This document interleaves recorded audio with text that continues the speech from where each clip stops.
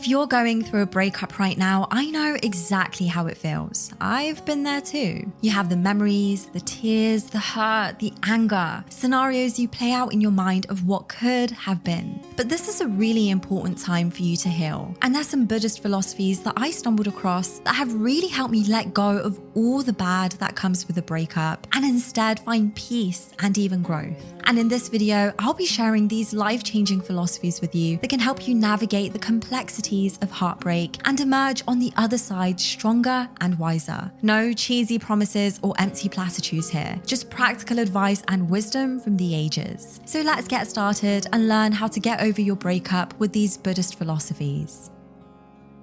To break free from suffering, we need to have a clear understanding of the truth of existence, according to Buddhism. And this understanding is provided by the Four Noble Truths. The first truth is that suffering is a natural part of existence. The second truth is that our suffering comes from our thirst for things like cravings, attachment, and desire. The third truth is that we can end our suffering by letting go of these thirsts. And the fourth truth is the path that leads us to freedom from suffering. But when it comes to romantic relationships, things get tricky from a Buddhist perspective. Why? Because they're often soaked in attachment and desire. We don't just want our partners to be present in our lives. We also want them to do things that make us happy and avoid things that make us unhappy. But this way of thinking is unreliable, as we're putting our happiness in someone else's hands. And when we fear losing them, it becomes a source of suffering.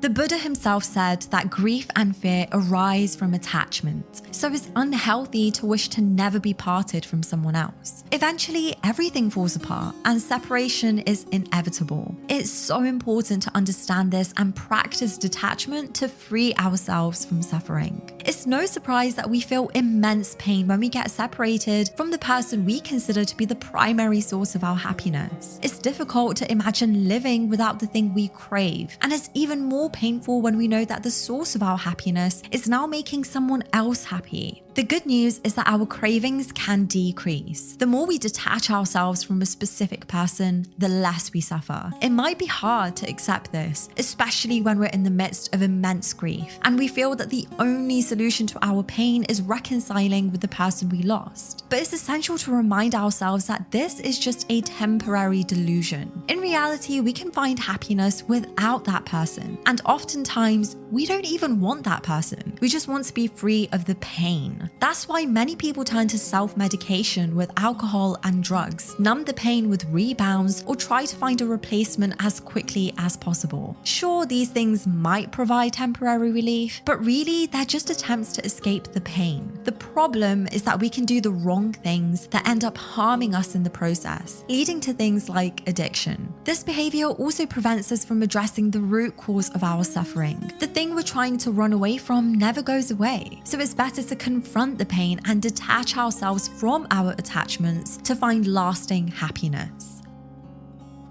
According to Buddhism, we can decrease our attachment to a person by facing our pain directly. This means sitting with our thoughts and sensations associated with the breakup, observing them without clinging to them and accepting them. By doing this, we can let them arise and eventually fade away like clouds in the sky. It's true that when our attachments are deep, our thoughts and feelings will come back to us. However, over time, these attachments weaken and we'll think about our exes less and less. Buddhism doesn't actually support romantic love because it's not considered true love. True love doesn't hurt, isn't clingy, and isn't about personal gain. Buddhists practice metta, or loving kindness, which is unconditional love directed at all sentient beings, including our enemies and our exes. As the Buddha said, we should radiate boundless love towards the entire world without ill will or enmity. It's no secret that getting separated from the person we thought was our source of happiness can be incredibly painful. We might even wish terrible things upon them, especially if they've hurt us in some way. But when we really think about it, is that what love is supposed to feel like? According to Buddhism, real love isn't about satisfying our own needs or using someone as a means to our own pleasure. Real love is wanting the best for someone, even if it means they're no longer in our lives. A breakup can actually be a good thing in the long run because it gives us a chance to break free from unhealthy attachments and learn how to be happy on our own. When we can find contentment within ourselves, we'll be less needy and more capable of loving someone in a genuine, detached way. It might take some time and effort, but the more we practice this kind of self-sufficient love, the less painful breakups will be. So let's focus on cultivating real love and wishing happiness for everyone, even if they're no longer part of our lives. Remember, it's normal to feel pain and suffering after a breakup, but there are ways to lessen the intensity and move on with grace and compassion. By confronting